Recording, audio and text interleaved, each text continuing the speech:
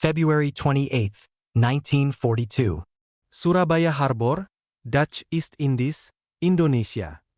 The sky was black, not with night but with smoke. The Battle of the Java Sea was over and it was a massacre. The Japanese Imperial Navy had crushed the Allied fleet. The American heavy cruiser Houston was sinking. The Australian cruiser Perth was gone. The Dutch flagship De Ruyter lay at the bottom of the ocean, taking Admiral Doorman with it. The Dutch East Indies were falling. The Japanese invasion force, a terrifying octopus of battleships, aircraft carriers, and destroyers, was closing its tentacles around the island of Java. In the harbor of Surabaya, it was the end of the world. Ships were scuttled at the docks to prevent capture. Oil tanks were burning, casting a hellish orange glow over the water. Sirens wailed continuously, punctuated by the terrifying scream of Japanese Zero fighters strafing the docks. Amidst this apocalypse, one small, ugly ship sat bobbing in the oily water. She was the HNLMS Abraham Christensen. She wasn't a battleship. She wasn't a sleek destroyer. She was a minesweeper, a steel tub 180 feet long, armed with a single 3-inch gun and 2 Oerlikon cannons. Her top speed was a pitiful 15 knots, about the speed of a leisurely bicycle ride. On the bridge, Lieutenant Commander Anthony van Meyert watched the horizon. He was 40 years old, a stern Dutchman with a face carved from granite.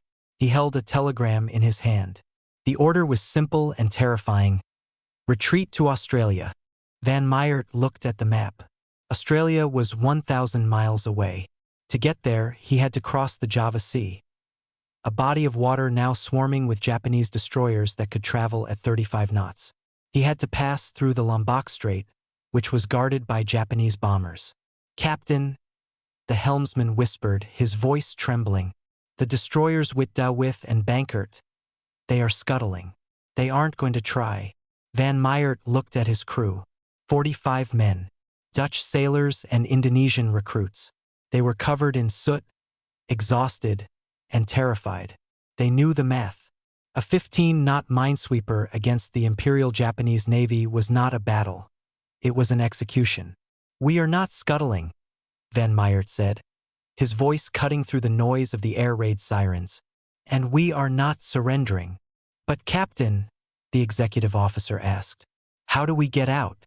If we sail in the open, the planes will spot us in 10 minutes. If we stay near the coast, the destroyers will find us." Van Meyert looked out the window. He looked at the lush, green coastline of Java.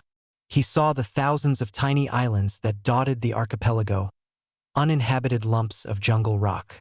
A crazy idea began to form in his mind. A desperate, impossible idea.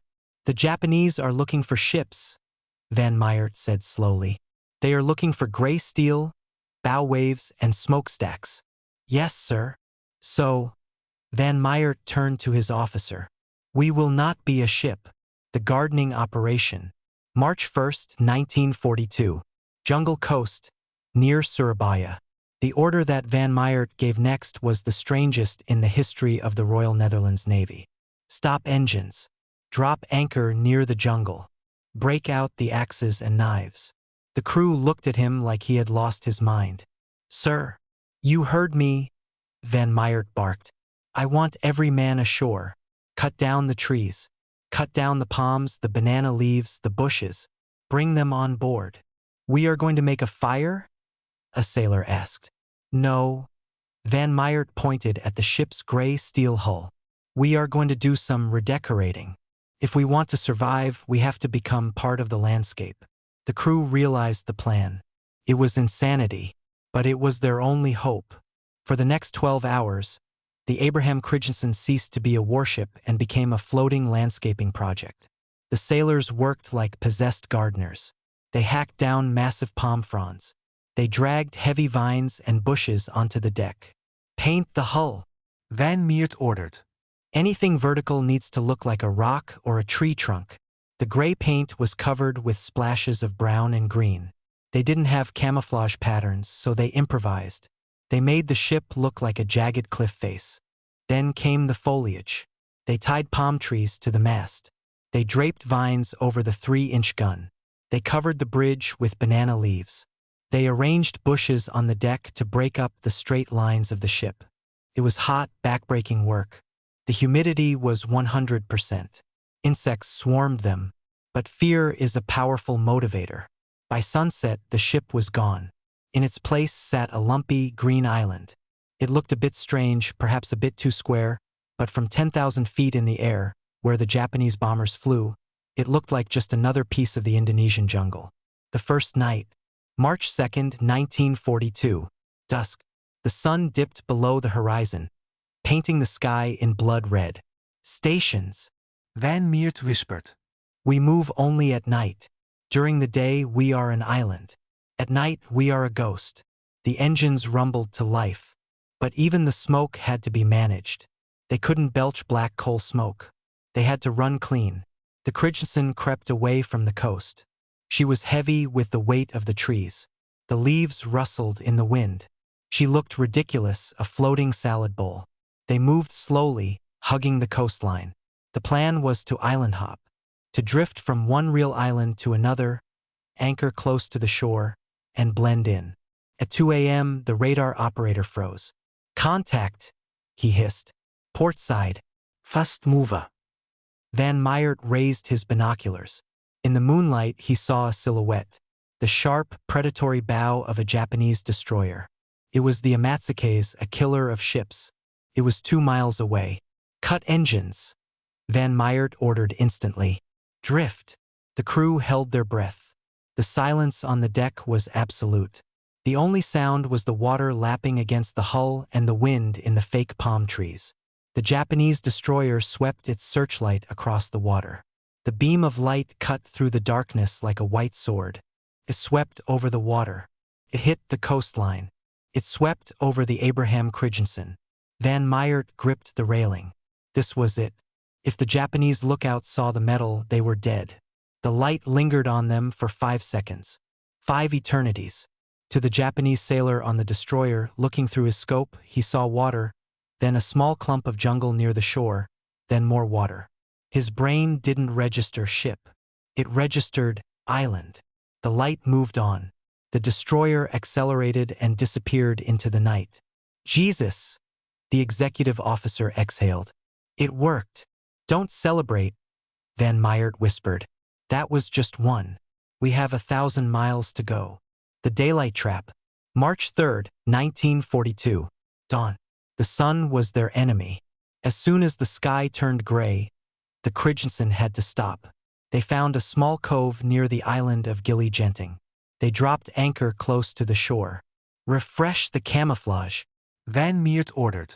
This was the problem with organic camouflage. It died. The leaves turned brown. The branches withered in the tropical sun. A brown island in a green archipelago would look suspicious. So, every morning, the exhausted crew had to grab their axes, row ashore, cut down new fresh trees, and replace the dead ones on the ship. It was an endless cycle of labor. At 10 a.m., the sound of buzzing filled the air. Air raid. A squadron of Japanese Val dive bombers appeared overhead.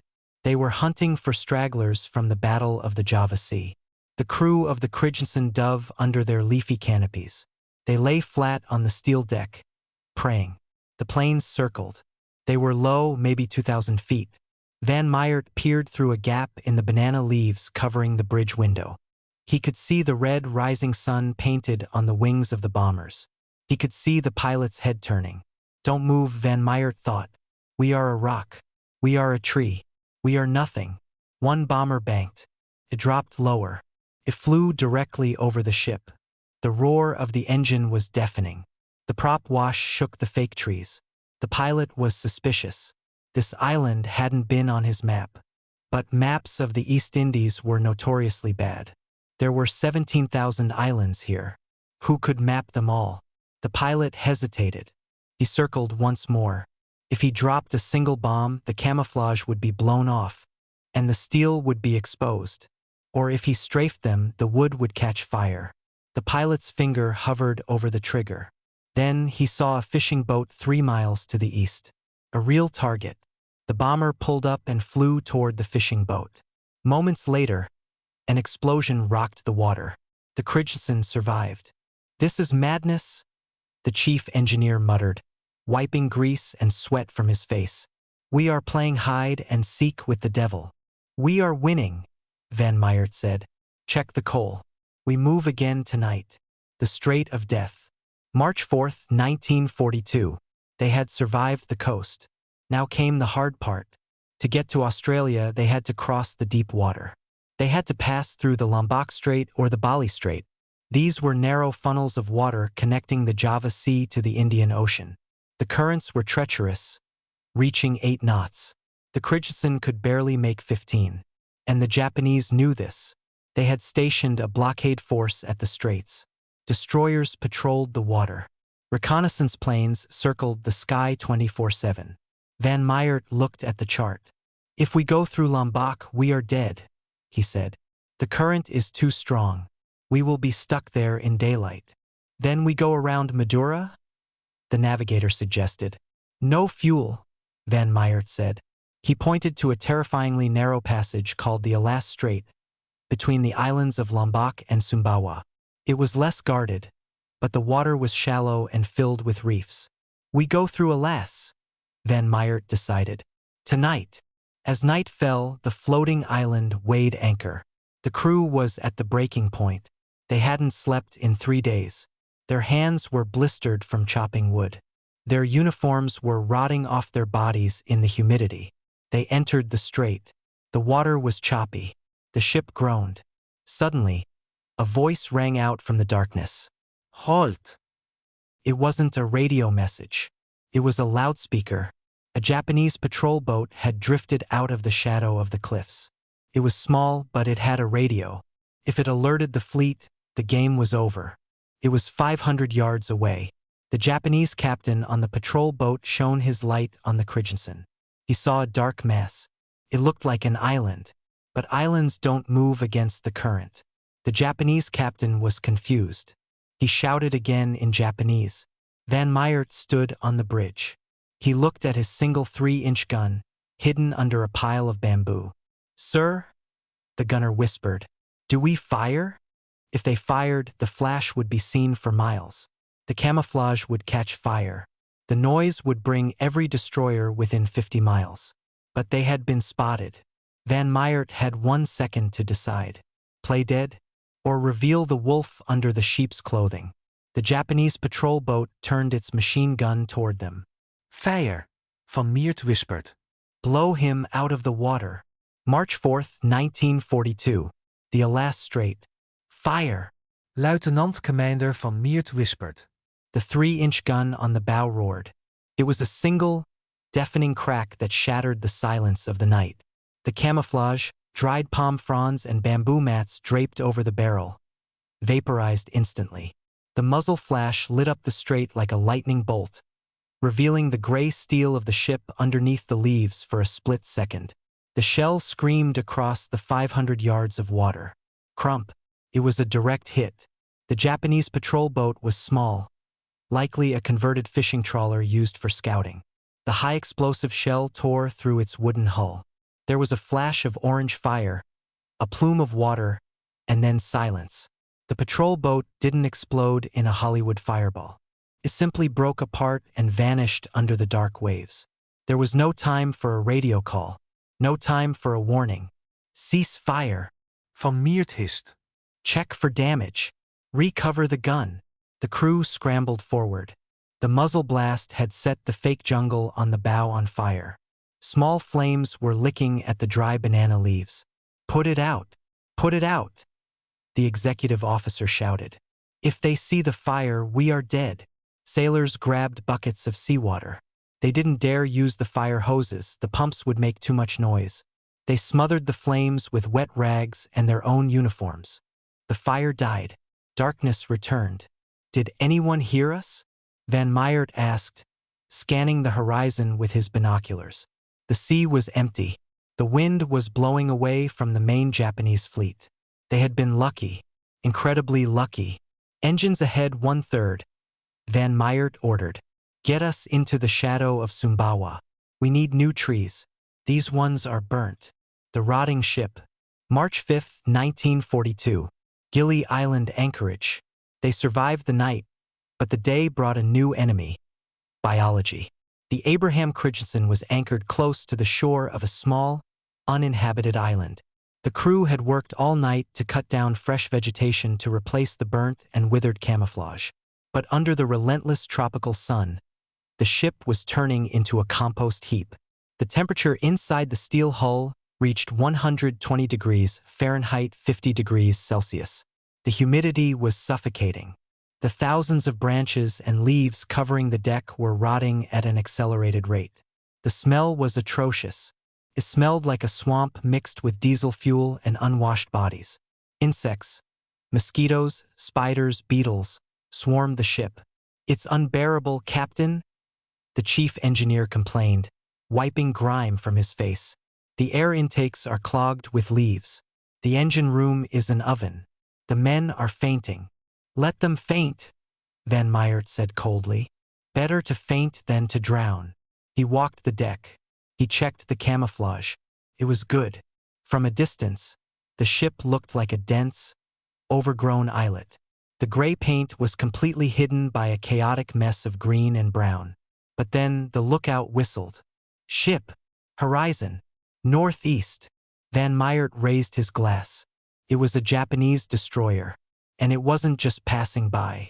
It was hunting. The destroyer was weaving in a search pattern, moving slowly along the coast, looking for the ship that had fired the shot the previous night. Stations, Van Meyert whispered. Nobody moves. Nobody makes a sound. If you have to cough, bury your face in a pillow. The statue game. The destroyer drew closer. It was a Fubuki class, heavily armed with 5-inch guns and torpedoes. It could blow the Christensen out of the water before Van Meyert could even give the order to fire. It was 2,000 yards away. Then 1,500. The wake of the destroyer hit the Christensen. This was the critical flaw in their disguise. Islands are attached to the seafloor. They do not rock. Schipsdu. As the waves hit, the Christensen began to sway gently. The trees on the mast swayed with it. Van Meyert held his breath. "Don't rock. Please don't rock." On the bridge of the Japanese destroyer, lookouts were scanning the shoreline. They saw the small island. They saw the vegetation. To them, it looked like a rock outcropping. The swaying? Maybe it was the heat haze shimmering off the water. Maybe it was the wind blowing the trees. The destroyer slowed down. It turned its main guns toward the coast. "They see us," the helmsman whispered, terrified. "They are going to fire." "Steady," Van Meyert said. His hand rested on the engine telegraph. If the first shell landed, he would order full speed and ram them. It would be a glorious, short death. The destroyer's turret traversed past them. It aimed at a clump of mangroves further down the beach. Boom! The destroyer fired a single shell into the jungle. It was a reconnaissance by fire, shooting at suspicious spots to see if anyone shoots back. Birds flew out of the mangroves. Nothing else happened. The Japanese captain seemed satisfied. The destroyer accelerated, turning back toward the open sea. The crew of the Christensen collapsed on the deck. Some were weeping silently. "They missed us," the executive officer breathed. "They looked right at us and missed us." "Because they are looking for a ship?" Van Meyert said, lighting a cigarette with trembling hands. "And we are just a piece of dirt. The point of no return." March 6, 1942. They had been playing this game for 4 days. Hiding by day, creeping by night. They had covered 300 miles. But now they faced the ultimate test. To reach Australia, they had to leave the safety of the Indonesian archipelago. They had to cross the Timor Sea. This was 500 miles of open ocean. Blue water. No islands to blend in with. No coastline to hide against. If they were spotted out there, the island disguise would be useless. An island in the middle of the deep ocean is an obvious anomaly. A floating island moving at 15 knots is a target. And they were running out of fuel. "We have enough coal for 4 days of steaming," the chief engineer reported. "If we hit a storm or if we have to zigzag, we drift. We go tonight," Van Meyert decided. "We strip the camouflage." "Sir." In the open ocean, the trees will just drag us down. They create wind resistance. And an island in the middle of the sea looks more suspicious than a ship. We strip it all off. We paint the ship gray again. We run as a warship. The crew groaned. After days of building their jungle, they now had to destroy it. They threw the rotting palm trees overboard. They scrubbed the mud off the hull. They uncovered the gun. By sunset, the Abraham Christensen looked like a ship again. She was rusty, dirty, and small, but she was a ship. Course 180, Van Meyert ordered. Destination, Geraldton, Australia. Full speed. The Void, March 7, 1942.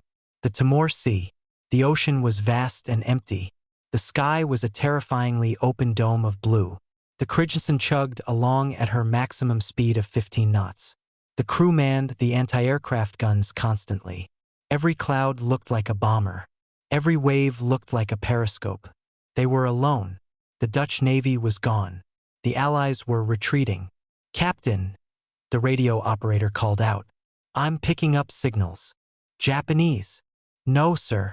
It's Australian. But it's weak. Keep listening. Don't transmit. If we transmit, the Japanese direction finders will pinpoint us." Suddenly, the weather turned. The sky darkened. The wind picked up. A tropical squall. "Rain!" The crew cheered. Rain meant cover. Rain meant low visibility for Japanese planes. The Christensen drove into the storm. The waves battered the small minesweeper. She pitched and rolled violently. Water crashed over the bow. But Van Meyert didn't slow down. He knew that the storm was their shield. "Ride it out," he shouted. "Let the storm hide us." For 24 hours they fought the sea. It was brutal. Men were seasick. The galley couldn't cook hot food. They ate cold canned beans and drank stale water. But when the storm broke on the morning of March 9th, the horizon was clear. No Japanese destroyers. No Zero fighters. Just the endless, beautiful, empty ocean. The final contact. March 10th, 1942. They were 100 miles from Australia. They had made it through the Japanese blockade.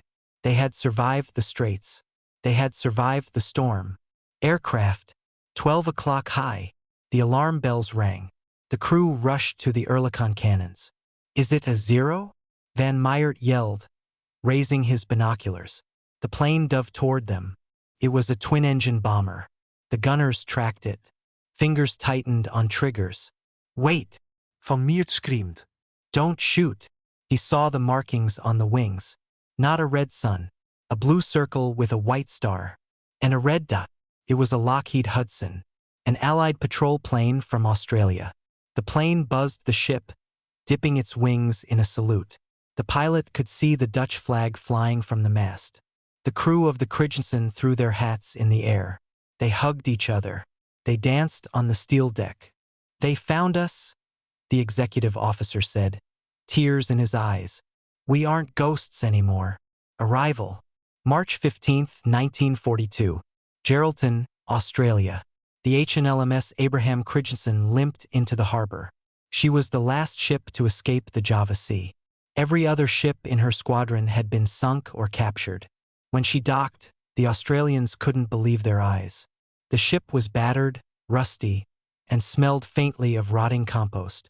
A British officer walked up the gangplank to greet Van Meyert. "Welcome to Australia, Captain," the officer said. "We heard you had a rough trip. How did you manage to slip past the entire Japanese Navy?" Van Meyert looked back at his ugly, slow little ship. He smiled a tired, granite smile. "It was simple," Van Meyert said. "The Japanese were looking for a warship. I gave them an island." Epilogue. The survivor. The Abraham Christensen didn't just survive. She fought for the rest of the war. She served as an escort vessel, protecting convoys from submarines. She survived the war. She survived the peace. Today, she is not scrap metal. She sits proudly in the Dutch Navy Museum in Den Helder. She is the only surviving warship of the Dutch East Indies Fleet. Visitors can walk her decks.